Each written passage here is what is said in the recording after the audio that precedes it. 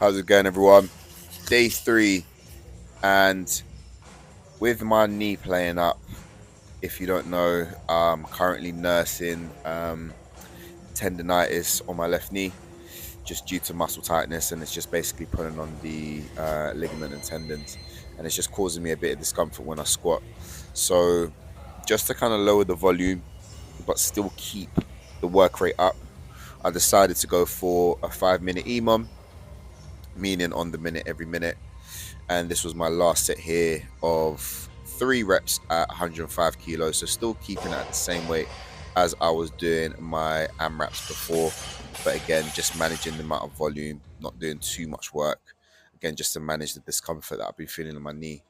Thankfully, when it comes to doing the deficit snatch grip deadlift, I don't feel as much pain. Of course, I'm hinging a lot more, despite obviously having my knees a little bit bent because I'm standing on that little platform there to make the exercise a little bit harder. But thankfully, for this set, this was my top set of 100, 100, 200, and 10 kilos. And again, like I said before, I've done this before.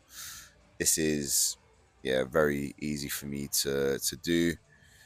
I'd probably like to have moved it a bit quicker, but I guess I was just a bit conscious about the discomfort I was feeling during my squats. It wasn't too bad, but it was there. And sometimes when you know you've got a little niggle, trying to move quick on an exercise where you're lifting heavy isn't necessarily the best call. So you kind of just want to go slow and steady through the movement.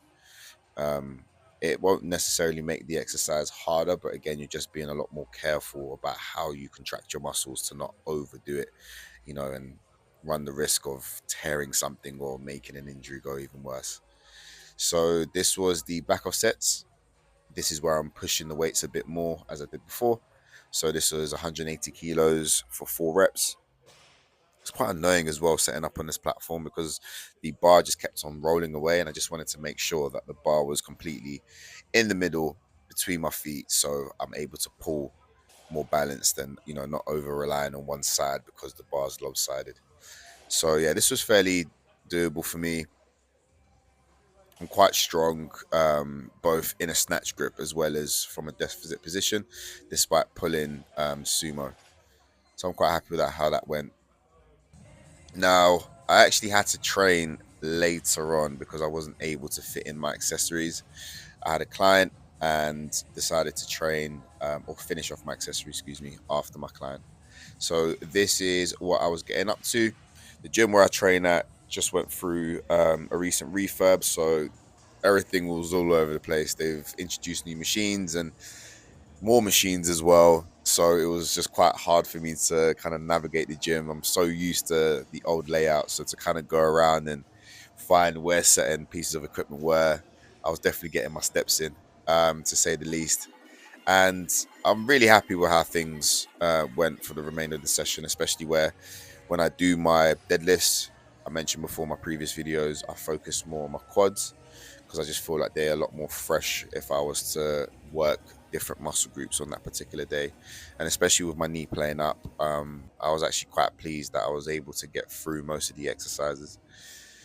On this bit here, sometimes my genius has no limits because when I was using this reverse hyper, it literally felt like I was trying to create fire on my ankles because the rubbing of the material that was wrapped around them was literally just becoming more of a nuisance. So I decided to think, let me actually just wrap my towel around, and it made such a big difference.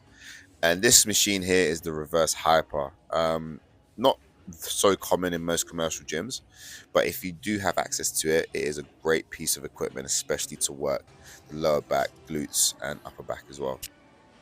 So here, it was so interesting because this is a plate loaded leg extension, and how this differentiates from a cable is that most of the tension of the weight is felt at the bottom, and then once you start to bring the weight higher and higher, it actually gets a lot easier.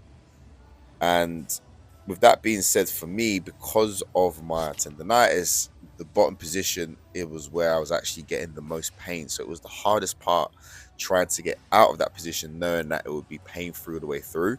So this is definitely something I'll probably start utilizing more than the cable, because the cable, the tension is constant all the way through the movement. So I'll be intrigued to see how I'll be able to progress with that. Then we finish off some ab work. I'm a big advocate for direct ab work. You know, even as powerlifters, as much as we don't necessarily show off our bodies, I still feel like it's very important to have a strong set of abdominals, as well as obviously having a strong core. So definitely do your direct ab work.